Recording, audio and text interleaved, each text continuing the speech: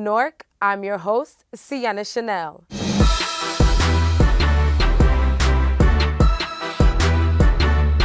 The Newark Comstat Room was dedicated to its founder, former police director Joseph Santiago.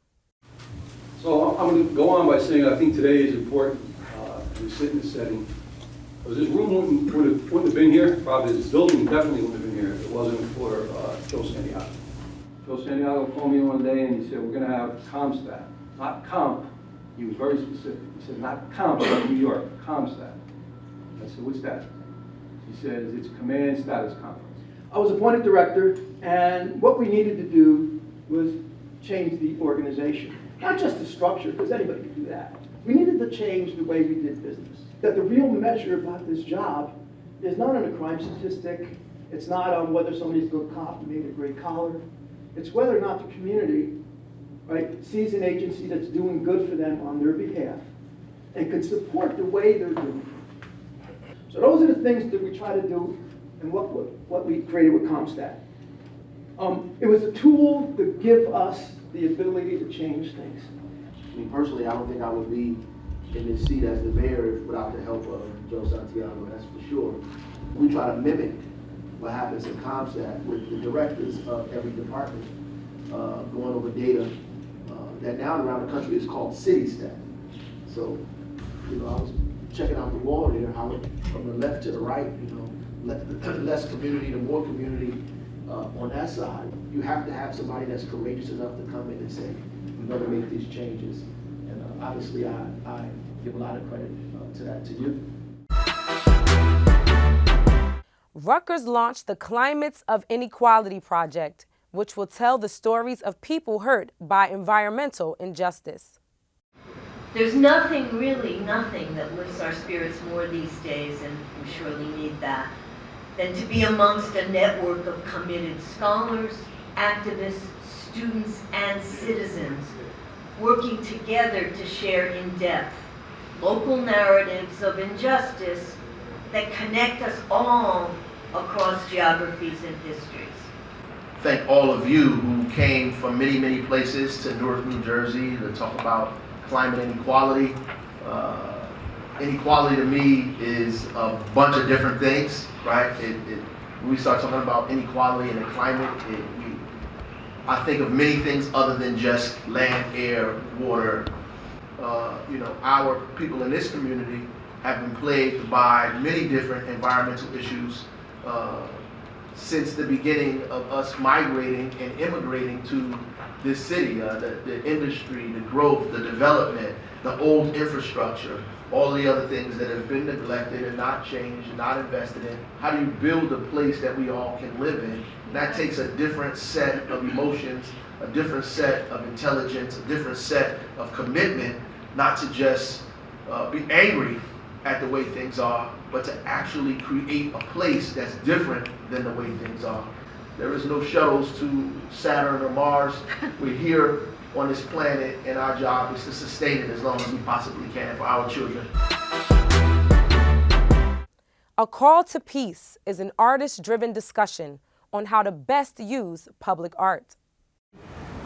I think it's a call to not continue to, honor warmongers.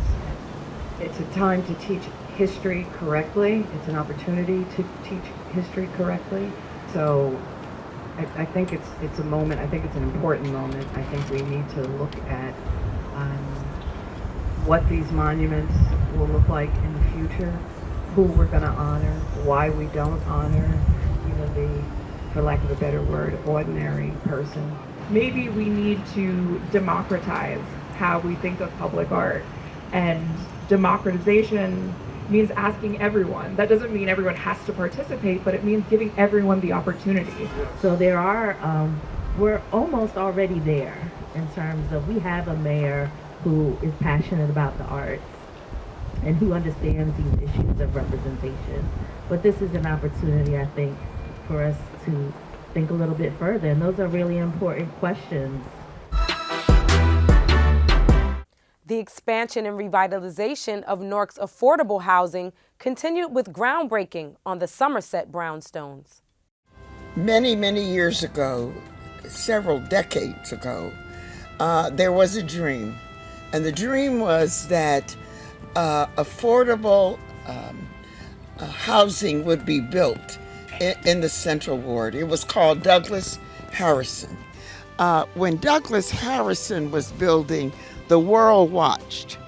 It was an experiment in this area, but also in the country. Unfortunately, time takes a toll. But today we stand here joyous and happy. I went to Morton Street School not too far over, so I went to school with a lot of people from the projects, from this area. It looked real different. You couldn't even walk sometimes down this block. My mother used to tell me, get back on the other side real quick when you got out of school. And so we have seen this area transform. The city's leadership ensured that redevelopment in the neighborhoods did not take a back seat to the redevelopment going on in the downtown. What I'm really excited about is that half of it, is 60% of the AMI. People will get to stay in this apartment, in these apartments that are paying 60% less, that make 60% less of what the area median income is. Another half of it is for very low income residents, receiving Section 8 even. And there's a part of it that I believe is for veterans as well. Affordable housing is a baseline. It's a baseline for everybody's lives. Everybody deserves safe, decent, affordable housing. We're collectively giving 60 families a new home, a new start. We always say in Michael's that home is where your story begins. The story here is the new neighborhood is being built, and the people who lived here through difficult times will be able to enjoy more, prosperous times. This has been another episode of What's New, Newark. I'm your host, Sienna Chanel.